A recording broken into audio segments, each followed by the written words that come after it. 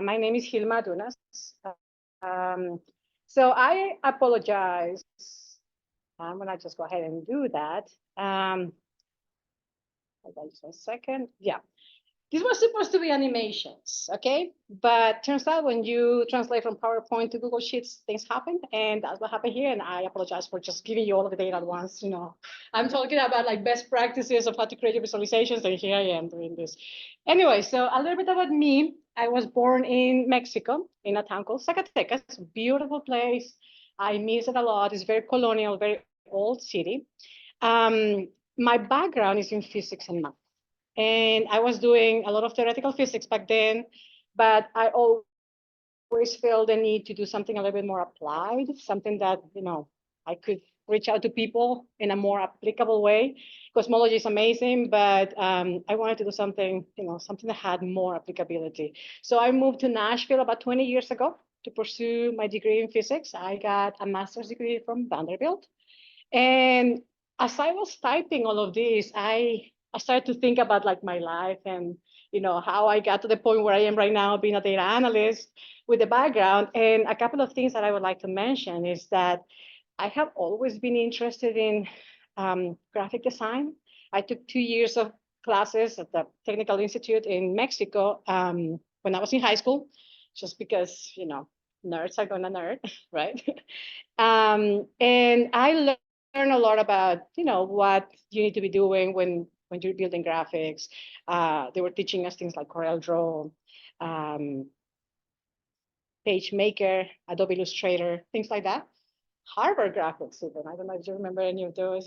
It's been a while. I moved here. I worked 6 years as a researcher at Vanderbilt. I did a lot of really cool stuff. I had fun with lasers.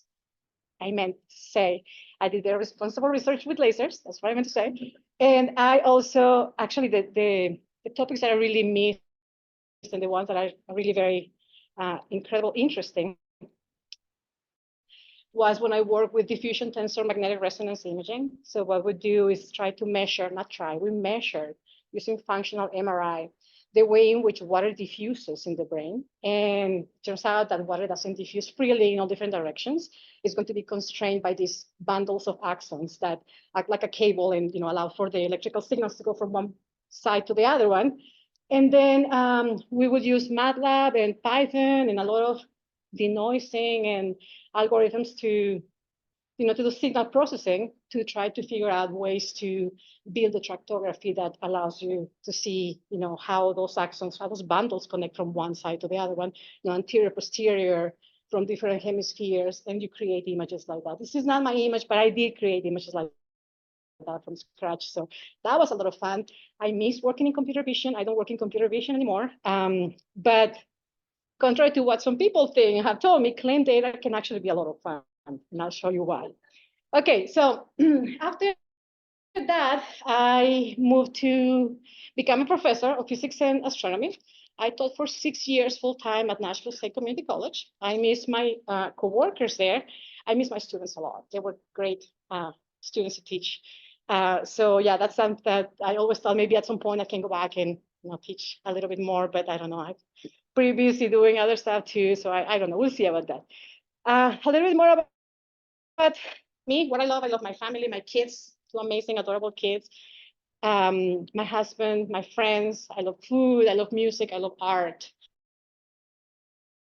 I love languages, and I'm gonna stop talking about it because I'm just move on and let's show some data here. Okay, so my job, something that I love as well. I am doing data analytics at TennCare. I have been there for 2 years and a half. That's what I did after I left my job. Actually, I took a little break, hiatus, to learn more tools to do better, data analytics. And then I got hired at TennCare and been there for 2 years and a half, and I have been enjoying not every minute of it, but I mean, let's be realistic, but it's been a lot of fun. Things get frustrating sometimes with, things don't work. There's been plenty of times when I want to throw my computer at the wall, but I don't do that. So what is TennCare? When it comes down to understand the way in which the government helps subsidize or facilitate healthcare to populations that might be low-income populations, but not only low-income, It can be people who have high demanding needs, medical needs. There's also help for that. There's two different systems. One is Medicare and the other one is Medicaid. Medicare is the federal mandated one, is the one that provides the services to people who are 65 years and older, and also to some grown-ups that have disabilities as well. Medicaid, which is the one that I work for, is a state regulated agency. In the state of Tennessee, our Medicaid agency is called TennCare, okay? And that's where I work, and it employs around 1,200 people. It's a relatively large agency. We have a lot of different units, but what we do is that we facilitate healthcare for about 1.7 million of Tennesseans, including children, pregnant women, adults with disabilities, low-income individuals, and others as well. One of the cool things that we have been publicizing lately, I don't know if you have heard about that, we now provide diapers also for children in those populations. So yeah, there's a lot of interesting things happening at TennCare. And as you can imagine, 1.7 million people, that's a lot of data. So I deal with claim data, which means I get a lot of lines that have information about every single process that is done on a person who is covered by TennCare. So things like when the process happened, what kind of procedure was done, if there was a hospitalization, when did it start, when did it end, and the provider, who was the rendering provider, who was the person who actually rendered the services, who was the referring provider. I mean, there's a lot of information that is stamped in those lines. So what do I do at TennCare?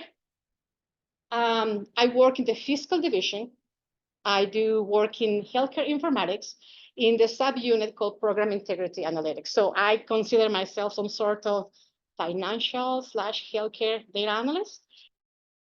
And I, in other words, investigate or help with investigations that pertain fraud,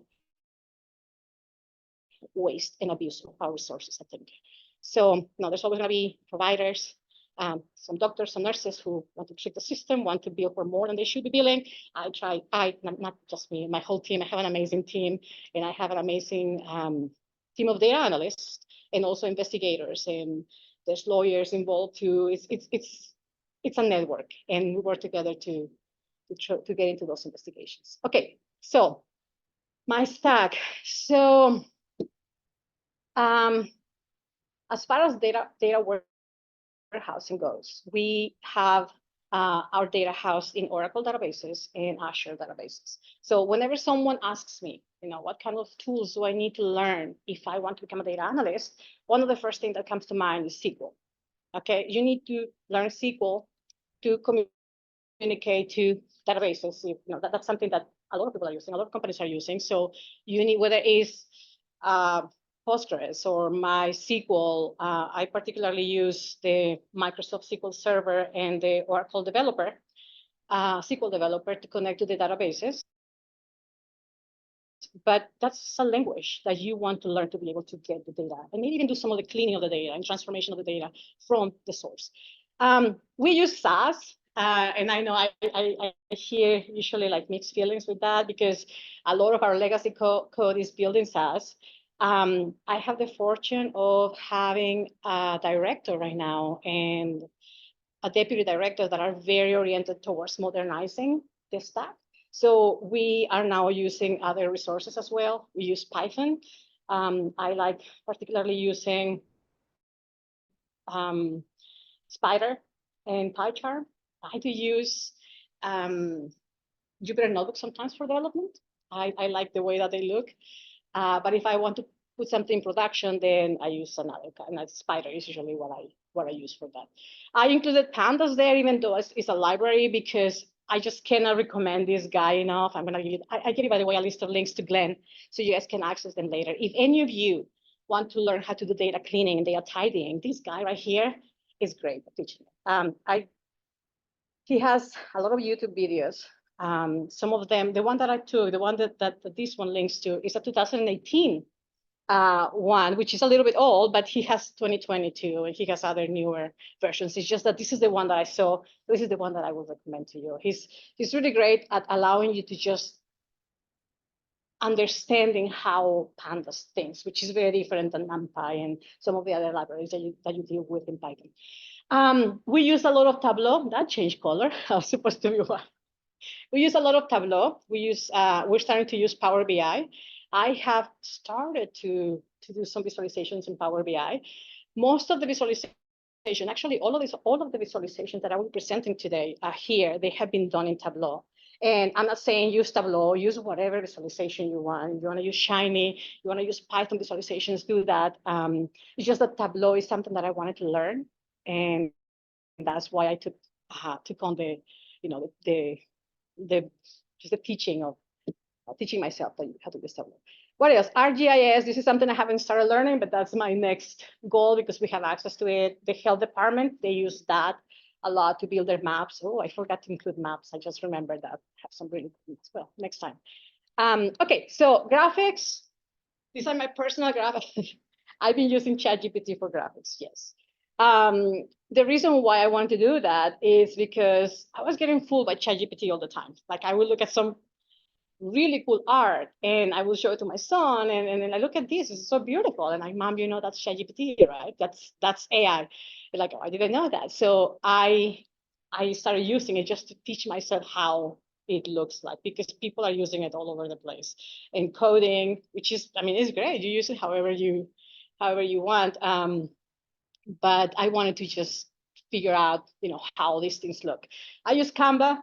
I use Inkscape, although I probably should be using it more. I like free software, if possible. My bosses like that too, like free software, if possible. Okay, in the opposite direction. So why am I speaking about visualizations today? Well, one, I needed to learn to do visualizations a couple of years ago. So I hopped in the whole visualization wagon, and I have been enjoying it a lot. Two, and I think this goes back from my years of teaching and my years as a TA at Vanderbilt as well. I really enjoy, visuals. I'm a visual learner, and I like being able to explain complex data to people. So I was a professor of physics. This is going to be shocking, but not everybody wants to learn physics. Okay, so I had to be there teaching, a bunch of stressed out medical students. They have to get good grades to get into good colleges, etc. So it was a layer of complexity that I was not really considering when I joined. So I had to find better ways to teach the things that I needed them to learn. So it turns out that visuals are a good way to go. In science, hands-on is a really good way to do that. There's plenty of research. I'm just going to, the animations, they work out very well, but there's plenty of research that shows that, there's plenty of research that is aimed at trying to understand how people learn, because this is something important, right? We have a lot of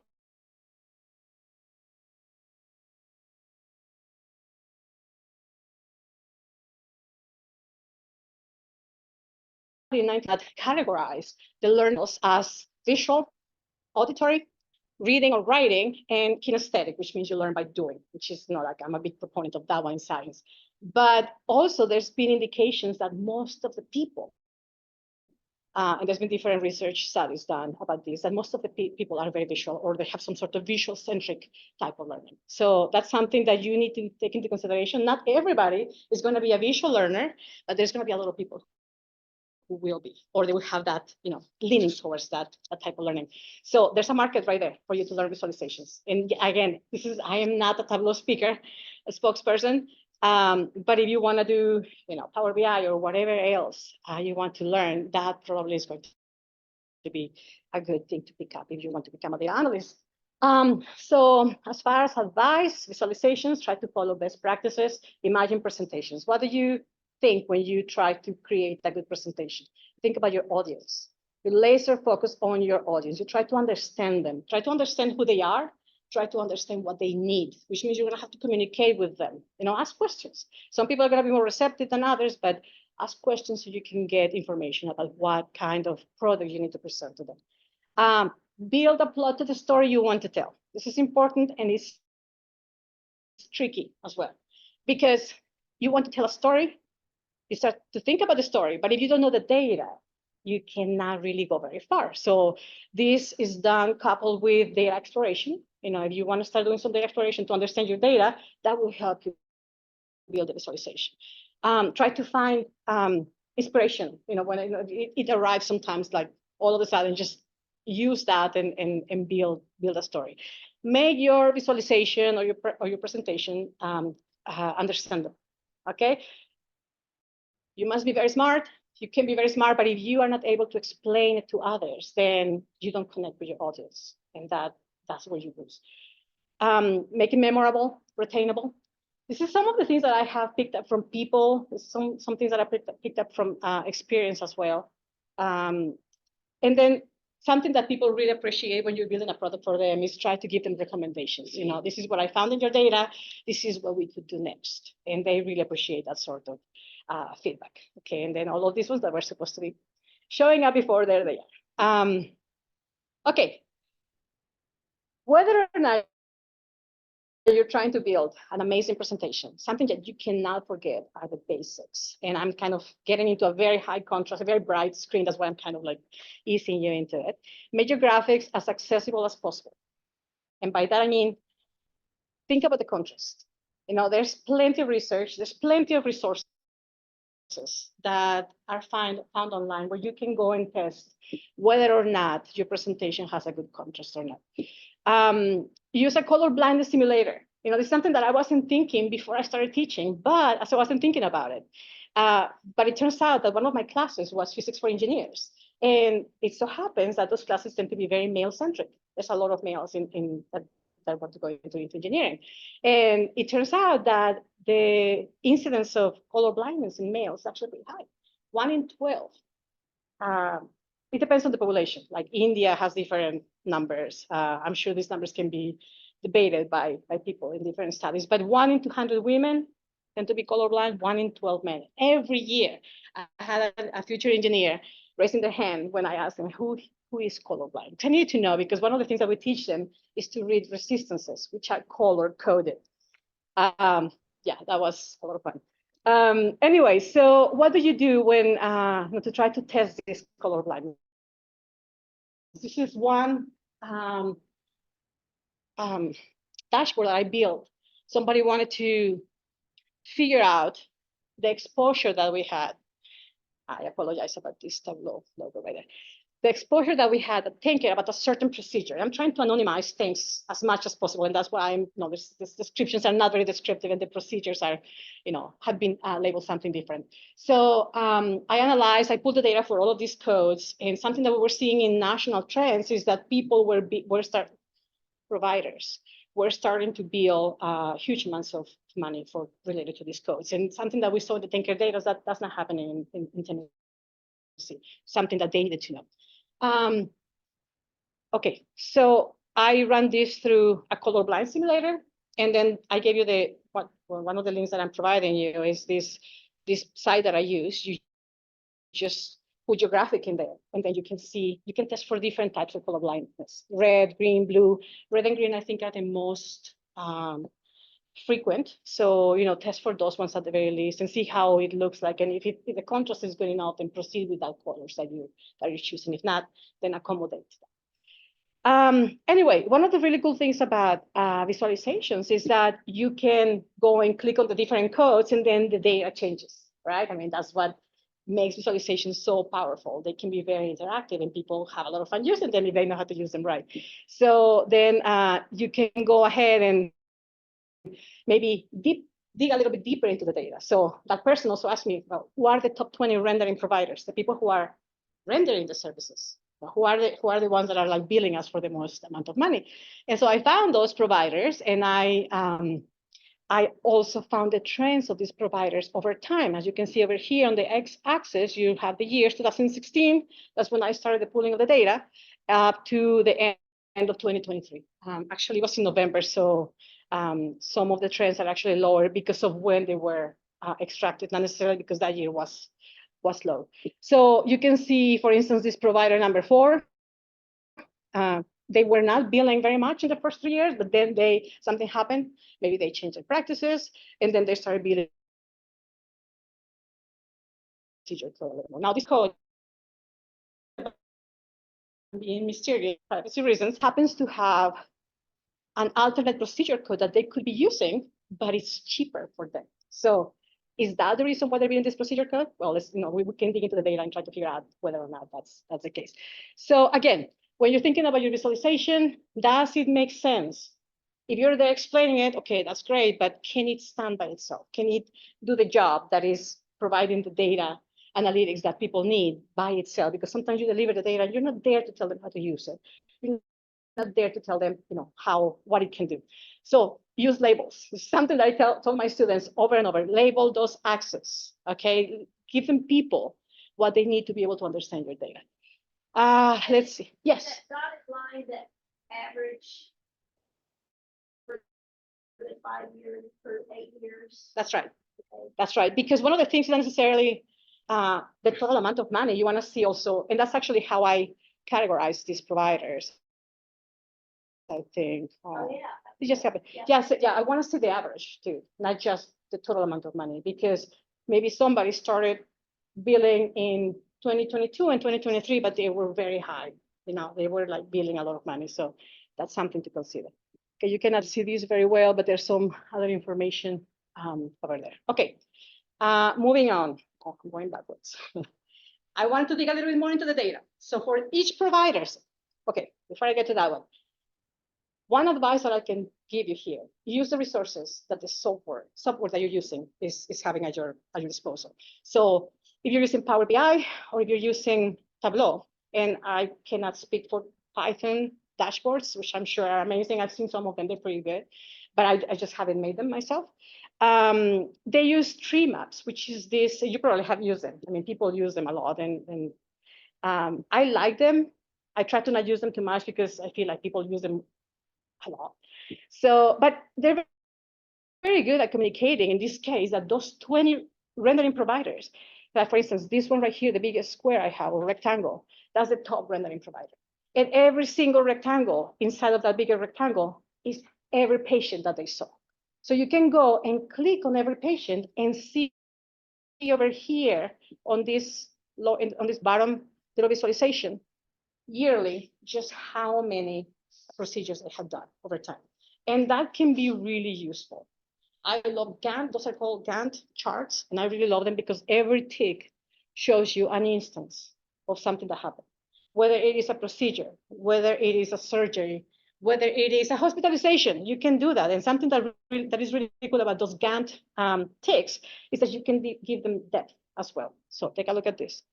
So if all of a sudden I make the size of every tick to maybe give me the length of stay for hospitalization, you have an admission date, you have a discharge date, you can subtract one's the other, right? And then add a one, and then that gives you the size of the hospitalization.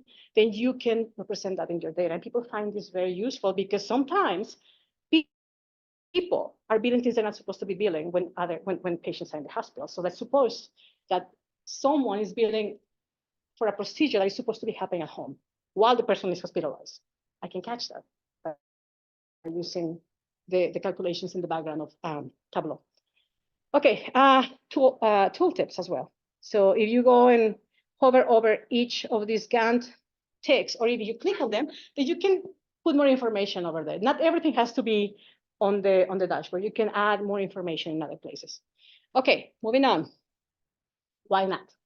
Go down the rabbit hole, right? Once you start getting into visualization and you start enjoying it, then you can start looking at other people's jobs and other people's visualizations and just get more ideas from everywhere.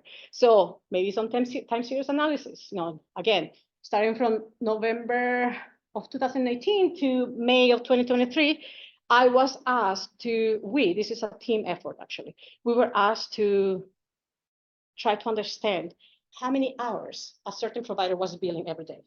And the threshold of what was defined as impossible times for this case was 16 hours. 16 hours is something that is very difficult for that type of provider to achieve. Now, that threshold changes depending on the provider. Some providers are allowed to oversee the work of other providers, which means they can bill 16 hours a day easily, but then they have to share the money with, they have to pay the people that work with them. So allowing the user of dashboards to have dynamic dashboards. What says over here, include parameters. So you can actually, they can just go and type the number of hours, and then they can decide whether or not 24 is too much, or 12, or 16. There's whole studies from Medicare and Medicaid that give you guidelines as to what is considered impossible times for certain, specializations, taxonomies. What else? Okay, it's another data set. I was just playing with it. Just another way to look at the data. I think these ones, when they're done vertically, they're called waterfall, because they seem like they're, but no, this is a horizontal waterfall, which is not quite what it doesn't feel the same way. But something that you can see right here is that the data for another provider, this is the number of claims that they bill on certain day, on every day. And then I have here the days of the week. And the reason for that is because, well, let's suppose that that provider closes the office on Mondays. And not that one, because actually this one is very busy on Mondays, as you can see, especially during, that period of time. But then you can catch that sort of behavior by building this sort of analytics. Another thing you can do, heat maps, calendar heat maps, right? I mean, people are very used to seeing calendars, so you can actually look at that and then see when, person was taking vacations or they took off weekends. I mean, there's a lot that you can see in the data. And this is something that people, I feel comfortable when they look at maps. You can see, there's a lot of activity happening here on these times, on this year. Okay, I've been getting more and more into the rabbit hole. As like I said before, I'm trying to dabble into network analytics. So for that procedure X that I was talking about, I wanted to see the networks of rendering to referring providers. So referring is the person who's going to be sending a patient to a rendering provider. And then I wanted to see just, who's doing that sort of process with whom.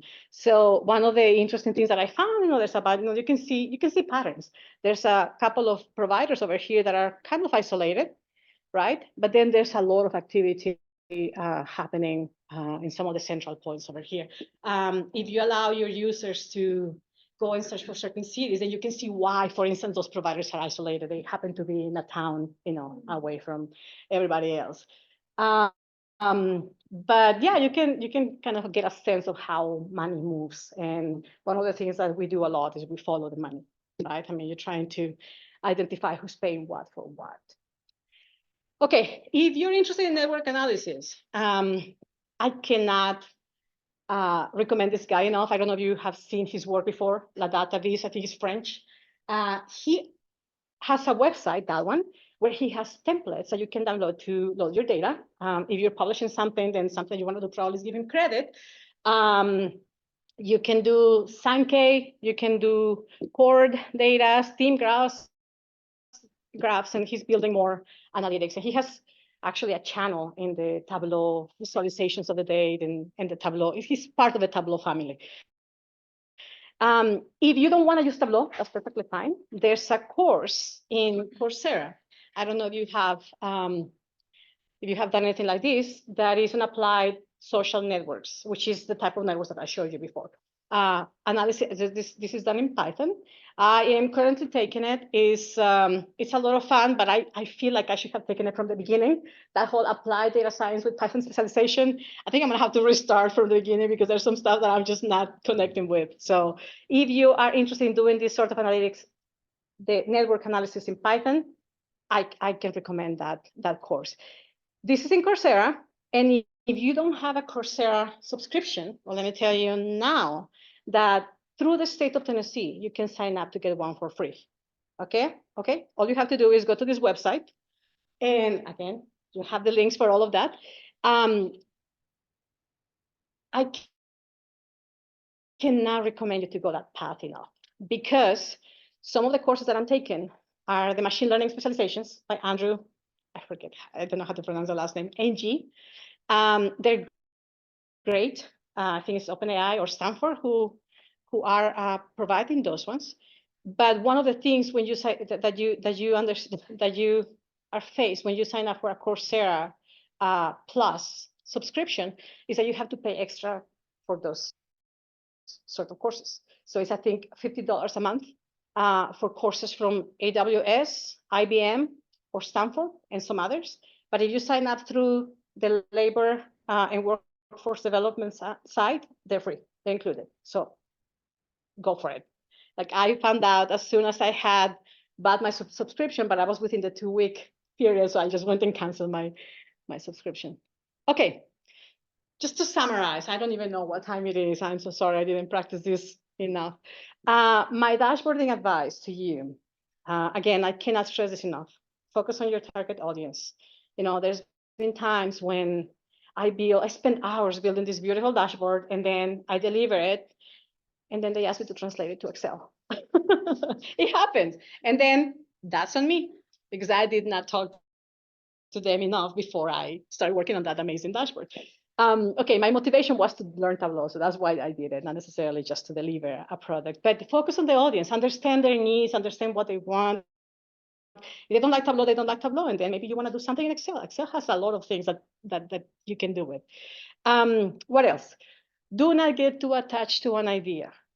Okay, that happens in science. When you're doing science, if you are testing a hypothesis and you're very convinced that you're, that's the way that it should be, you run the risk of inserting bias in your research. You don't want to ever do that. So if there's something that science has taught me, do not get attached to ideas, be open-minded. If something doesn't work out, change it, do something else. Especially when you work in a team, everybody has all of these ideas, and sometimes you have to compromise to, just make sure that the teamwork dynamic works.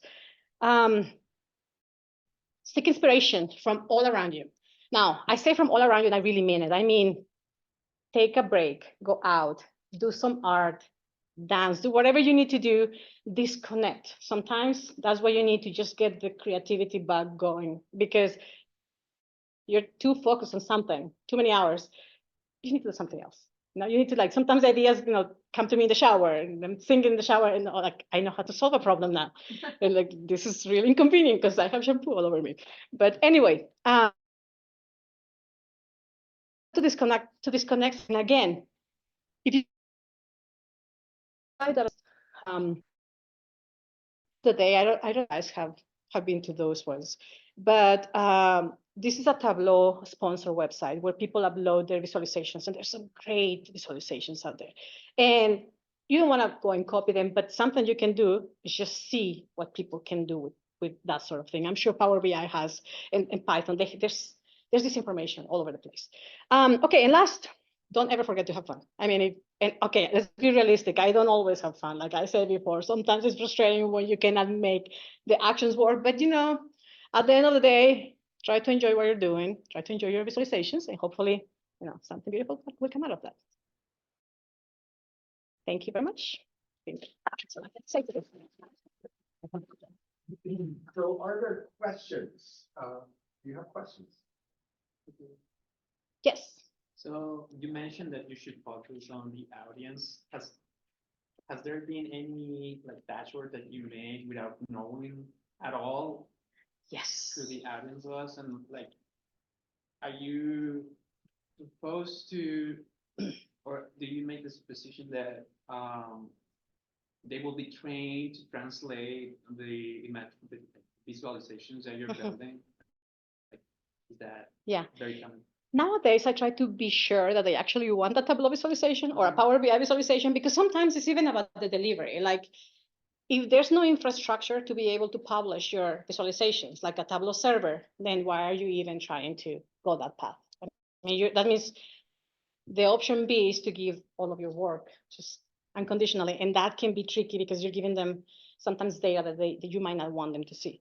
One of the really cool things about publishing something in a Tableau server is that you show them what you want them to see. And what they can download from that is the results of your analytics. It's not all of the data that you have in the background, which is really, I mean, in my line of work is important.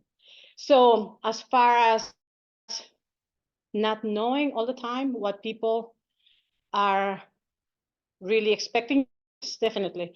And I try to communicate as much as possible with them. But if something is going to go more to the general public, I kind of lean on the, people are visual. try to like not make it too complex, you know.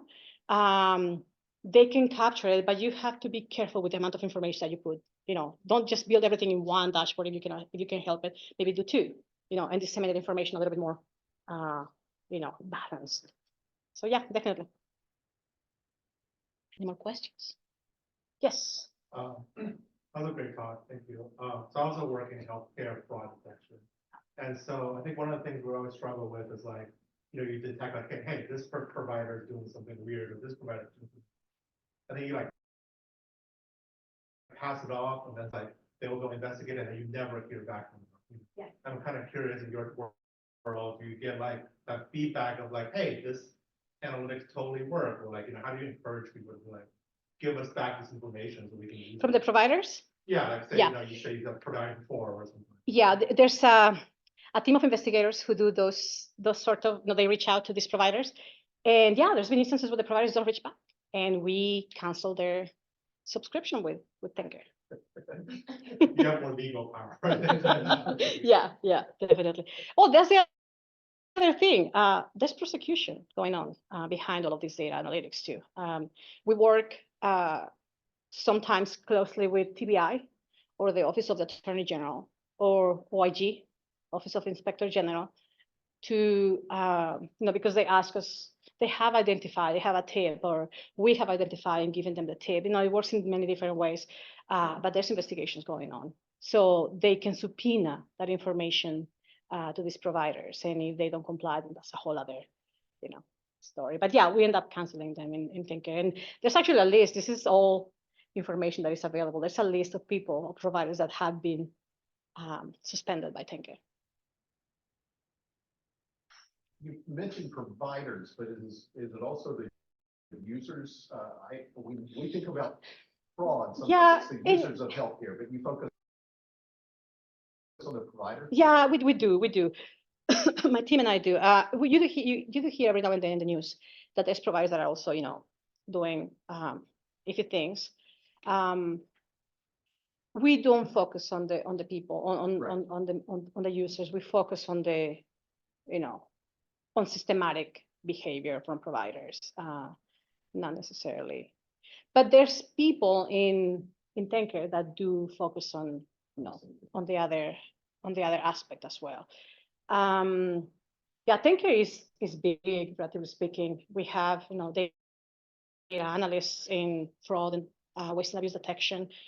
We have data analysts in quality assurance. You know, we need to figure out whether or not hospitals that we are giving the money to treat people are complying with certain quality metrics that we or the federal government set up. So that is something that, you know, there's data analysts doing all sorts of things in TennCare, not just this. And we have openings all the time. Yeah. What was it like coming to a new position and needing to learn using these programs that you've not used before? Was it kind of a patience, you know, welcoming environment?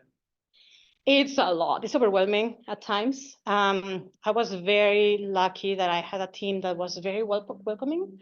So one of the things that I learned the hard way in grad school is that you should not feel reluctant to seek help. That's something that I always wanted to do everything myself. You know, like, oh, I can figure this out. Like, yeah, but it's going to take you 3 months. So maybe you try to figure it out yourself. And then if it doesn't work out, then go and seek help. So that was very important for me to, you know, at some point realize throughout my career that I needed, you know, everybody needs help. So reach out for help. There's going to be people willing to help. You need to identify them and, you know, provide the help that they need as well. That's something that I try to be very open at work. You know, we are all a team. I don't like being secretive about my code. You know, if I do something, I put it out there for people to use if they want to. Because again, we're working together. The better the team does as a whole, then I mean, the better the environment is going to be. I think I learned that from science. Not everybody's like that in science. But being open with communication, I think is important. It gets overwhelming because there's a lot to learn. I still now have like a whole list of things that I want to go through. But I really like learning. So I try to like push down the whole overwhelming thing, contrary to what my family might say, because I get a little riled up sometimes. But, just dedicate some time to doing that extra learning that you want to do. And then over time, it actually shows. You're actually sitting down and able to do the coding better, or, it's like easier to handle this visualization. For me, what was very important to do when I was really trying to learn Tableau, like seriously about learning, I was serious about learning Tableau, try to do everything that I was assigned with Tableau. And that's why I got into these complications, right? Not everybody wanted Tableau, but I wanted to learn it, which means I wanted to use it for like data exploration. I wanted to use it for calculations. I wanted to see how much I can load. I loaded this morning 15 million rows of claim data into Tableau, and I did calculations with it, and it was not. But you can also pause the visualizations. You can pause animations and do your calculations and then test that. What I do though is that I usually test all of that with small data, and then I load the big data. As long as it's equally structured, it should not be problematic. Yeah. So you were mentioning about your data stack that you have, your server, and it's good to know SQL. Are you actually writing the SQL queries to get the data yourself and bring it and cleaning it and putting it in Tableau, or are some of those functions handled by someone else? That is a great question, and it depends on the job. Some of the data mining that we do is very ad hoc. So we build our own code ourselves, but a lot of the data that is requested like from TBI or different, they have to be structured in some way, and it has to be like perfect every time. It has to be exact data and the specification that they ask us. That we have production code to deal with that. We have production code in SAS. That's the legacy code that I was discussing, but also we have Python, a Python way to do that. I don't use R as much. That's in my list down there somewhere, but we can connect the databases with R too. I mean, whether you connect with SAS or Python or R, you're doing SQL. You're doing some sort of procedure that is SQL based. So sometimes I just tap into the databases to figure out quickly what's happening, because I just want to see what a provider might be doing or might not be doing. So yeah, we're writing ad hoc queries all the time. It's fun. SQL is very useful. I'm curious if there are any questions on Zoom. I don't want to Question. forget them. Any questions? You didn't fall asleep, did you? Still here. Not seeing any questions so far, but yeah, feel free to speak up if anybody has any. So we talk about visualization, but I guess the use case is I this one use case is like product packaging. Do you guys also build the like machine learning model to do that, and can you talk a little bit more about that? Yeah, there's so much I didn't tell you about here today because I was running out of time too. I didn't show you any of the maps that I do with Tableau or other software. My personal goal is to do more data science. So I have been teaching myself machine learning. Well, not teaching myself. I mean, I take courses on the side, and I try to use the data that I have to find, things. So yeah, I have been doing clustering. I have been doing some regression, and I have not been doing neural networks just yet, but it's my next goal. So yeah, there's a drive right now from my executive leadership to get into those type of analytics. And actually, we're starting to hire those positions as well. We just hired our first data engineer. And like for our unit, for our little unit, like we have other data engineers and data architects. No, we need those. But for our little unit, we just hired our first data engineer last year. And we are hoping to hire our first data scientist coming up soonish. I don't know when. So yeah, that's my next goal. It's incredible. I mean, like I have people. Some of my friends complain all the time, like they don't have enough data to work with. Like that's not a problem at the state of Tennessee. Not ever gonna be a problem. Yeah, the data is not super clean, but there's ways around that we can clean it. Another question: what is a challenge when you're communicating your visualizations to someone who has not been seeing the data working alongside you? Hmm.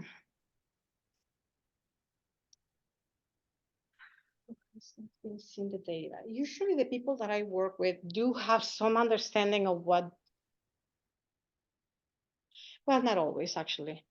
Sometimes, especially when I'm doing data mining, I am communicating new findings to people. Yeah, have not seen these findings or the data or the processes that I'm following up to come out with that data, with that visualization.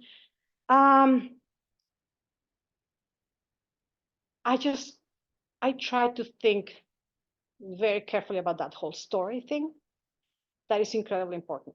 If you lead people, you know, and again, we have all different brains, and maybe because it makes sense, a certain story makes sense to me, it might not make sense to everybody else, or something that you need to consider. So maybe, practice it with people that you trust, try to see if it makes sense for other brains, not just your brain. A lot of the times, it's not people who are like code, like they're not writing the scripts or they're not doing visualizations. They're like just digesting the data. And again, just thinking very carefully about that storytelling is the way that I have been able to reach out to them. And not always, I don't always, end up connecting, but I try to give enough thought that I might end up connecting with them. Yeah. Actually, kind of, you remind me of a question, right? So you have beautiful visualization, right? Pretty picture, people understand, okay, that makes sense, right?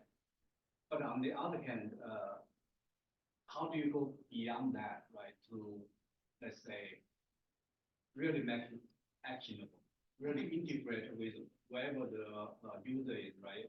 Part of their, let's say daily workflow. Yeah. Or something like that versus, okay, I'll just give you a dashboard. Okay, that looks cool. That looks beautiful. That makes sense, but Yeah, nothing to be done. no, you're very right. And that's actually, yeah. You kind of repeat some of that for the Zoom crowd. Oh, I don't yeah. know if they can kind of- So, gentleman in the back is asking, okay, you have your visualizations, they look nice and pretty, but how do you how do you turn them into actions? How do you make people that you're presenting take them seriously and do something with it?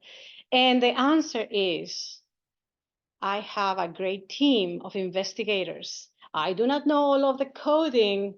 I don't mean scripting. I mean the medical coding, what process is built when and where, and, there's all of the different modifiers. I don't know all of those details, but they do. And I talk to them as much as I possibly can to try to understand what their needs are. So and also one conversation that I keep having, well, not always, but I try to have is, what is the sort of thing that is prosecutable? What is the sort of thing that you have seen more problematic in the past? If you reach out to them, and they understand what you're doing, then they're more likely to take on your suggestions if you find anything when you're data mining.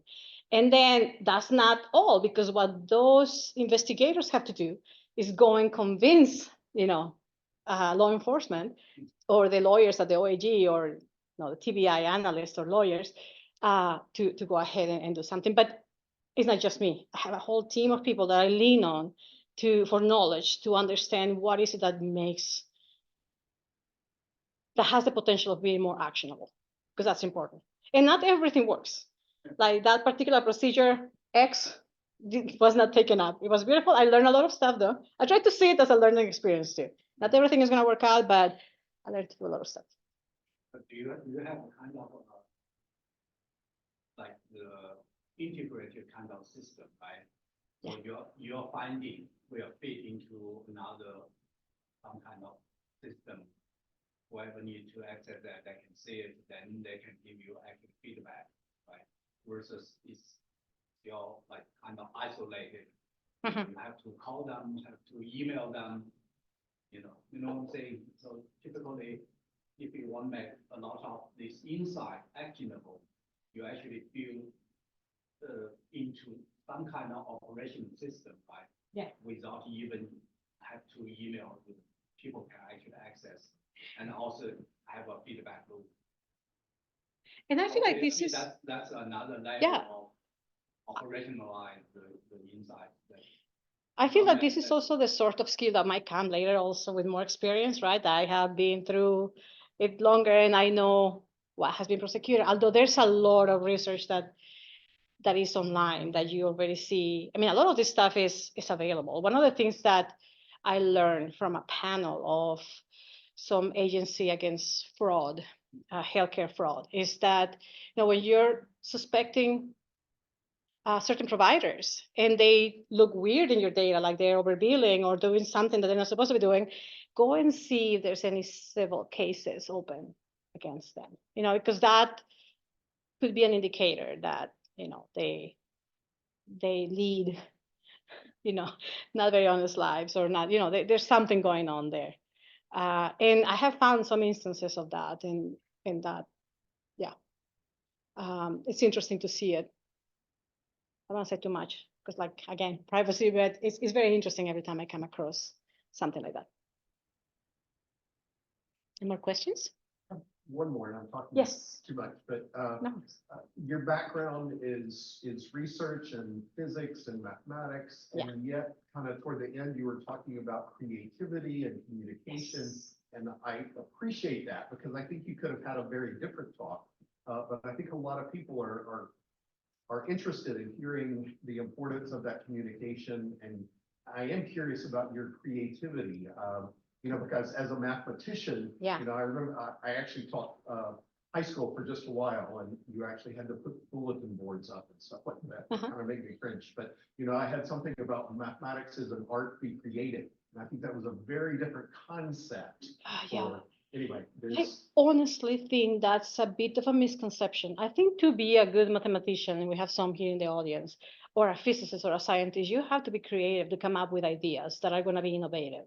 All of the low-hanging fruit, Newton included, it's already been taken. It's been done. So in order to be a successful scientist, you have to dig deeper. You have to be creative.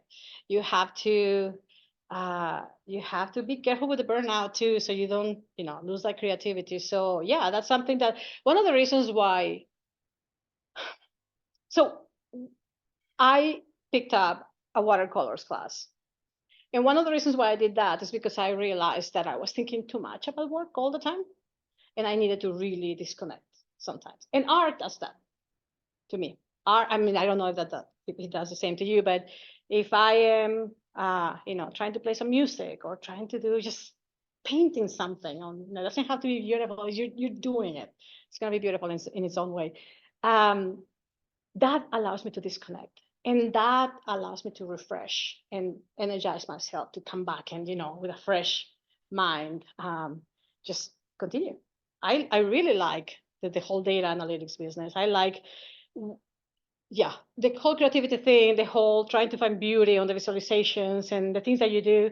That was a beef that I had with some of the presentations that I saw when I was a scientist. Because, these people are super smart. Not everybody. I mean, yeah, they're smart. Not everybody does the same. Some people are very great at visualizations and presentations. But sometimes I sat to presentations that were just dull, and they were like, you're so smart, but like, why are you presenting these graphs like this? Like you can do better. And I feel like that's a disconnect that society has with science. I mean, we're getting better now because I feel like, all of these use of visualization has to propagate throughout, right? But there's not the same amount of support to science that there is to like sports. So some of the visualizations that are coming up in sports, they're great. There's some stuff online that you can find about that sort of thing. But yeah, you're dealing with businesses, you're dealing with spaces that are funded or more funded than science. There's some great ideas there already, just picking up. So I want to see that in science too. I would love to see that in science. And actually I have seen some great products just placed out there from scientists lately too. So I don't know, maybe, let me hope. Let's say thank you one more time. Thank you.